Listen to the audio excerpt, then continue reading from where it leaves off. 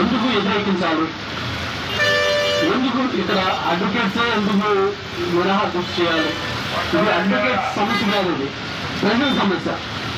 ప్రజల సమస్య ఇది, ప్రజా వ్యతిరేక చట్టం ఇది. ఈ చట్టాన్ని రద్దు చేయాలని రాయితో పాటు ప్రజలు కూడా అవేర్నెస్ రావాలి, ప్రజలు కూడా రోడ్ల మీద రావాలి, ప్రజలు కూడా పోరాడాలి, ప్రజలు గొంతు కూడా వినిపించాలి.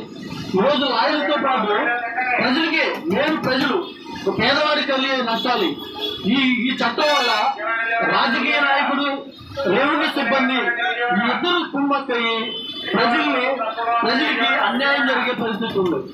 ప్రజలకి న్యాయం జరగదు ఈ చట్టం వల్ల. రాజకీయ నాయకుడు భయపడతాడు, రెవెన్యూ సిబ్బంది భయపడతాడు. రెవెన్యూ సిబ్బంది రాజకీయ నాయకులు మాట లేకుండా రెవెన్యూ సిబ్బంది చేయరు. రెవెన్యూ సిబ్బంది కావాల్సింది అవినీతి. ఈ వ్యవస్థలో ఎక్కువగా జరుగుతుంది రెవెన్యూ డిపార్ట్మెంట్ లోనే అవినీతి. ఈ పేదవాడికి ప్రజలకి అందరి న్యాయం ఈ చట్టం వల్ల హైకోర్టుకి వెళ్ళి పోరాడాలంటే సామాన్య మానవుడి పరిస్థితి, సామాన్య మానవుడు గందిద్దా?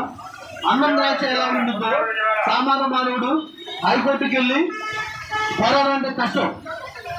ఈ చట్టం రద్దయ్యేంత వరకు లాయర్లతో పాటు ప్రజలు కూడా మమేకం అవ్వాలని, రోడ్డు మీదకి రావాలని, పోరాటం చేయాలని నేను అంబేద్కర్ రోజున సంఘం తరఫున నేను ఆయనకు పూర్తిగా మద్దతు తెలియజేస్తున్నాను. జై భీమ్, జై భారత్.